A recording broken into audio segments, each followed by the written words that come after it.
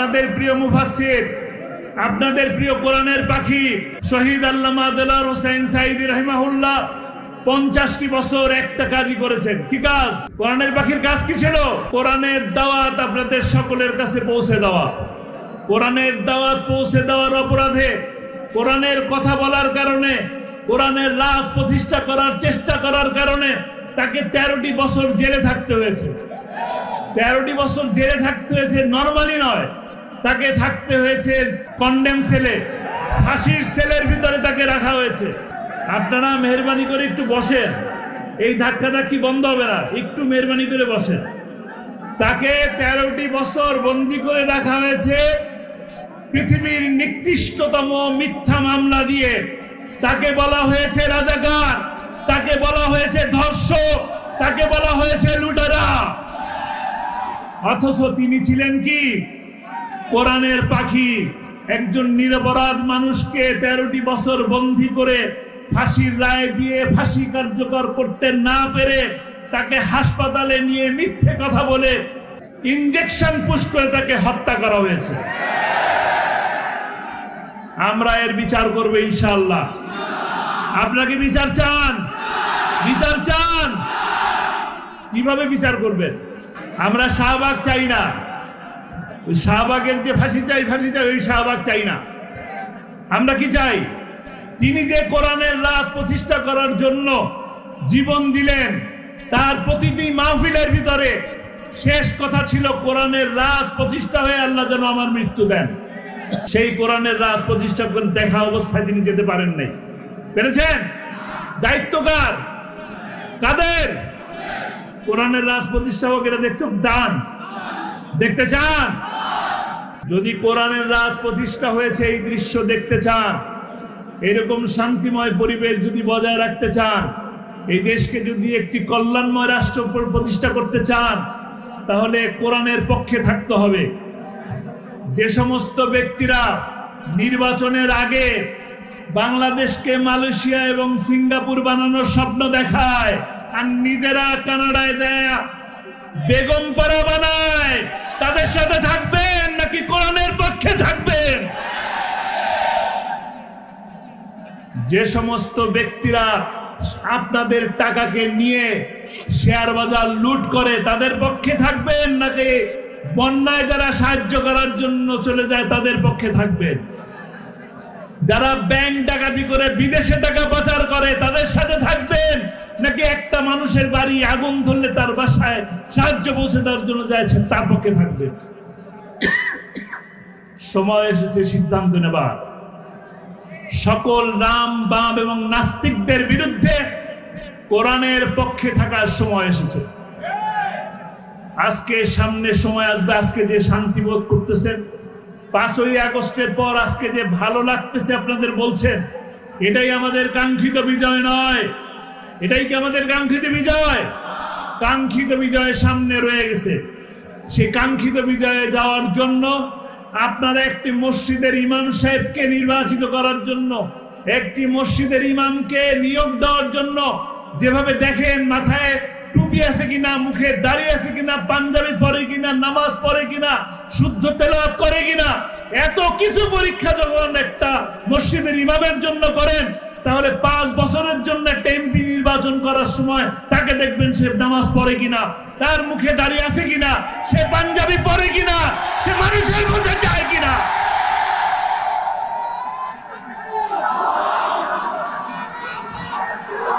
অনেক সময় নাই, অনেক সময় নাই, অল্প কিছু সময় আছে। অল্প কিছু সময়ের মধ্যে আমাদের দায়িত্ব হলো প্রতিটি মানুষের ঘরে ঘরে, আমরা যারা এখানে উপস্থিত আছি, আমি সোজা কথা বলে দেই, প্রত্যেকটা মানুষের ঘরে ঘরে বলতে হবে কোরআনের কথা। কোরআনের কথা মানুষের কাছে পৌঁছে দিতে হবে। কোরআন কিভাবে আমার দেশকে শান্তি দেয়। কোন হিন্দু ভাই অসুবিধায় পড়বে না, কোন হিন্দু ভাই অসুবিধায় পড়বে না, কোন খুনি রেহাই পাবে না। রেহাই পাবে? কোন খুনি কি রেহাই দিবেন? 28 অক্টোবরের খুনিকে রেহাই দিবেন? 5ই মেয়ের খুনিকে রেহাই দিবেন? 25শে ফেব্রুয়ারির এই যে 57 জন অফিসারকে যারা খুন করলো তাদেরকে কি রেহাই দিবেন? ছাত্রলীগ নিষিদ্ধ করার মাধ্যমে ছাত্রলীগকে মাফ করা যাবে না। প্রতিটি হত্যার বিচার করতে হবে, বিচার হবে ইনশাআল্লাহ। ন্যায় বিচার প্রতিষ্ঠা পাবে তখন যখন আমরা কোরআনের শাসন প্রতিষ্ঠা করতে পারবো ইনশাআল্লাহ। আসুন কোরআন বুঝি, কোরআন পড়ি, কোরআন বুঝি, কোরআন দিয়ে সমাজ গড়ি, কোরআন দিয়ে নিজের জীবন গড়ি। প্রধান মুফাসসিরের আগমন ওই পাউরাবাসীর পক্ষ থেকে, পাটামবাসীর পক্ষ থেকে নারায়ে তাকবীর। আমির হামজার আগমন শুভেচ্ছা স্বাগতম, নারায়ে তাকবীর। আলহামদুলিল্লাহ।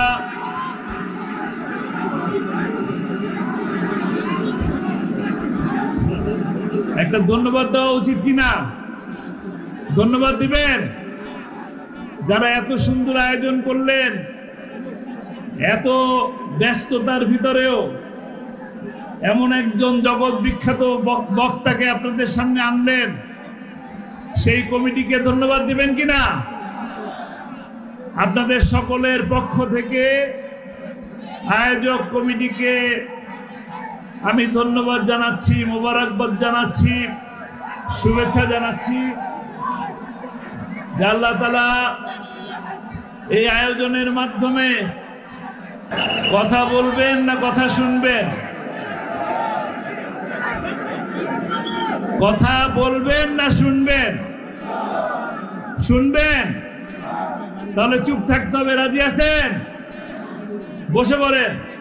মেহরবানি করে যার যে স্থানে দাঁড়িয়ে আছেন সে সেই স্থানে বসে পড়েন, কারণ আপনি দাঁড়িয়ে আছেন বলে পিছনের মানুষ আপনাদের প্রিয় বক্তাকে দেখতে পারতেছেন না। বসে পড়েন। বসে পড়লে আপনারা মুফতি আমির হামজাকে দেখতে পারবেন ইনশাআল্লাহ। বসেন।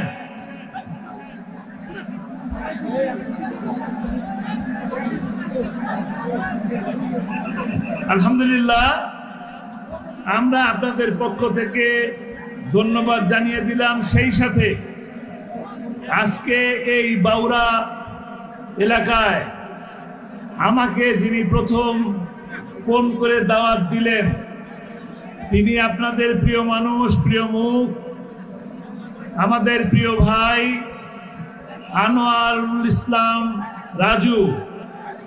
আপনাকে আনোয়ারুল ইসলাম রাজুকে চিনেন? আনোয়ারুল ইসলাম রাজু ভাই আজকে আপনাদের সামনে আসতে পারেন নাই। তার ঢাকা শহরে খুব বড় একটা প্রোগ্রাম থাকার কারণে আসতে পারেন নাই, দুঃখ প্রকাশ করেছেন।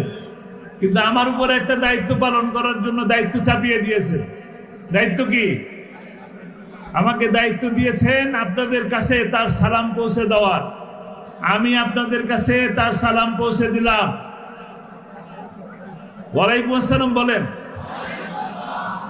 রাজি আছেন? খুশি হয়েছেন? এই যে এত বড় প্রোগ্রাম হলো, ভালো লাগতেছে? ভালো আছেন? তো জোরে সোরে বলেন আলহামদুলিল্লাহ।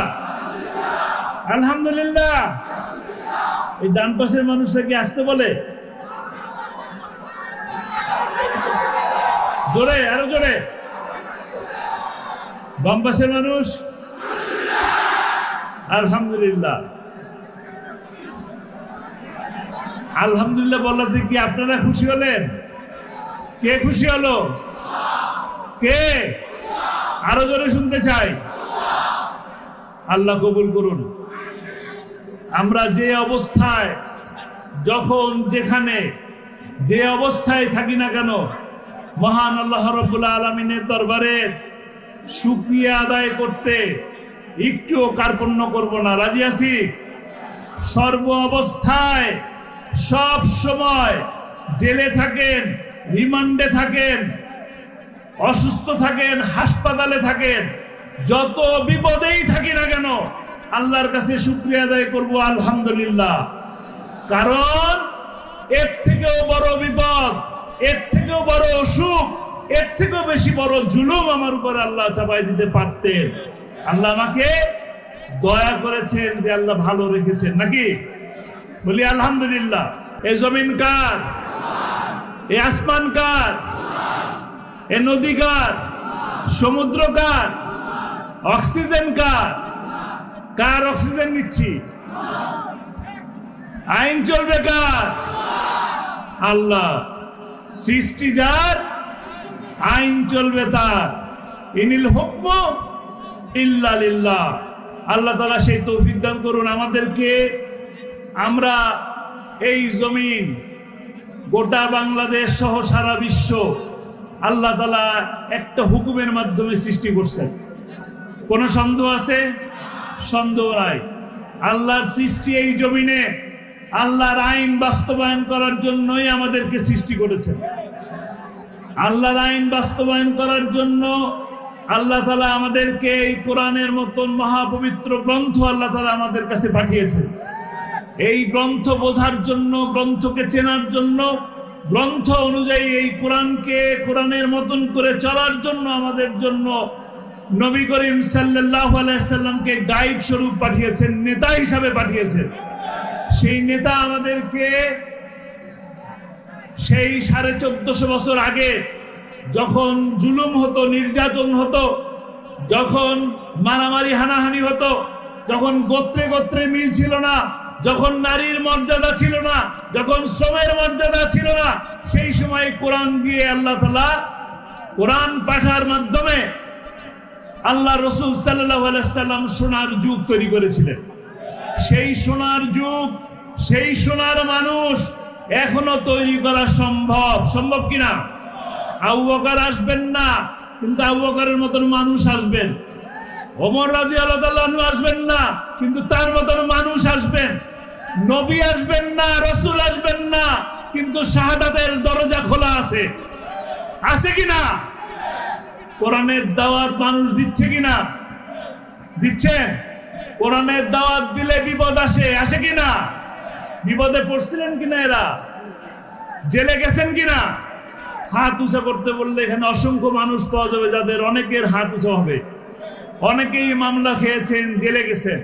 আমি সেই কথা বলবো না, কিন্তু আপনাদের প্রিয় মুফাসসির, আপনাদের প্রিয় কোরআনের পাখি শহীদ আল্লামা দেলোয়ার হোসেন সাঈদী রাহিমাহুল্লাহ 50টি বছর একটা কাজই করেছেন। কি কাজ? কোরআনের পাখির কাজ কি ছিল? কোরআনের দাওয়াত আপনাদের সকলের কাছে পৌঁছে দেওয়া। কোরআনের দাওয়াত পৌঁছে দেওয়ার অপরাধে, কোরআনের কথা বলার কারণে, কোরআনের রাজ প্রতিষ্ঠা করার চেষ্টা করার কারণে তাকে 13টি বছর জেলে থাকতে হয়েছে। 13টি বছর জেলে থাকতে হয়েছে, নরমালি নয়। তাকে থাকতে হয়েছে কন্ডেম সেলে, ফাঁসির সেলের ভিতরে তাকে রাখা হয়েছে। আপনারা মেহরবানি করে একটু বসেন, এই ধাক্কাধাক্কি বন্ধ হবে না, একটু মেহরবানি করে বসেন। তাকে 13টি বছর বন্দী করে রাখা হয়েছে পৃথিবীর নিকৃষ্টতম মিথ্যা মামলা দিয়ে। তাকে বলা হয়েছে রাজাকার, তাকে বলা হয়েছে ধর্ষক, তাকে বলা হয়েছে লুটেরা। অথচ তিনি ছিলেন কি? কোরআনের পাখি। একজন নিরপরাধ মানুষকে 13টি বছর বন্দী করে ফাঁসির রায় দিয়ে ফাঁসি কার্যকর করতে না পেরে তাকে হাসপাতালে নিয়ে মিথ্যে কথা বলে ইনজেকশন পুশ করে তাকে হত্যা করা হয়েছে। আমরা এর বিচার করব ইনশাআল্লাহ। আপনাকে বিচার চান? বিচার চান? কিভাবে বিচার করবেন? আমরা শাহবাগ চাই না। শাহবাগের যে ফাঁসি চাই, ফাঁসি চাই, ওই শাহবাগ চাই না। আমরা কি চাই? তিনি যে কোরআনের রাজ প্রতিষ্ঠা করার জন্য জীবন দিলেন, তার প্রতিটি মাহফিলের ভিতরে শেষ কথা ছিল কোরআনের রাজ প্রতিষ্ঠা হয়ে আল্লাহ যেন আমার মৃত্যু দেন। সেই কোরআনের রাজ প্রতিষ্ঠা করে দেখা অবস্থায় তিনি যেতে পারেন নাই। পেরেছেন? দায়িত্ব কার? কাদের? কোরআনের রাজ প্রতিষ্ঠা হোক, এটা দেখতে দান। দেখতে চান?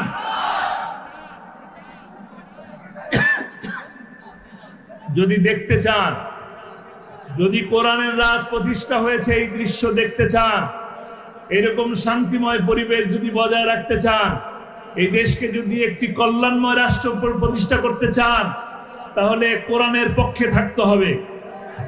যে সমস্ত ব্যক্তিরা নির্বাচনের আগে বাংলাদেশকে মালয়েশিয়া এবং সিঙ্গাপুর বানানোর স্বপ্ন দেখায় আর নিজেরা কানাডায় যায় বেগমপাড়া বানায়, তাদের সাথে থাকবেন নাকি কোরআনের পক্ষে থাকবেন? যে সমস্ত ব্যক্তিরা আপনাদের টাকাকে নিয়ে শেয়ার বাজার লুট করে, তাদের পক্ষে থাকবেন নাকি বন্যায় যারা সাহায্য করার জন্য চলে যায় তাদের পক্ষে থাকবেন? যারা ব্যাংক ডাকাতি করে বিদেশে টাকা পাচার করে তাদের সাথে থাকবেন নাকি একটা মানুষের বাড়ি আগুন ধরলে তার বাসায় সাহায্য পৌঁছে দেওয়ার জন্য যাচ্ছে তার পক্ষে থাকবেন? সময় এসেছে সিদ্ধান্ত নেবার। সকল রাম বাম এবং নাস্তিকদের বিরুদ্ধে কোরআনের পক্ষে থাকার সময় এসেছে। আজকে সামনে সময় আসবে, আজকে যে শান্তি বোধ করতেছেন, 5ই আগস্টের পর আজকে যে ভালো লাগতেছে আপনাদের বলছেন, এটাই আমাদের কাঙ্ক্ষিত বিজয় নয়। এটাই কি আমাদের কাঙ্ক্ষিত বিজয়? কাঙ্ক্ষিত বিজয় সামনে রয়ে গেছে। সেই কাঙ্ক্ষিত বিজয়ে যাওয়ার জন্য আপনারা একটি মসজিদের ইমাম সাহেবকে নির্বাচিত করার জন্য, একটি মসজিদের ইমামকে নিয়োগ দেওয়ার জন্য, যেভাবে দেখেন মাথায় টুপি আছে কিনা, মুখে দাড়ি আছে কিনা, পাঞ্জাবি পরে কিনা, নামাজ পড়ে কিনা, শুদ্ধ তেলাওয়াত করে কিনা, এত কিছু পরীক্ষা যখন একটা মসজিদের ইমামের জন্য করেন, তাহলে 5 বছরের জন্য একটা এমপি নির্বাচন করার সময় তাকে দেখবেন সে নামাজ পড়ে কিনা, তার মুখে দাড়ি আছে কিনা, সে পাঞ্জাবি পরে কিনা, সে মানুষের বুঝে যায় কিনা।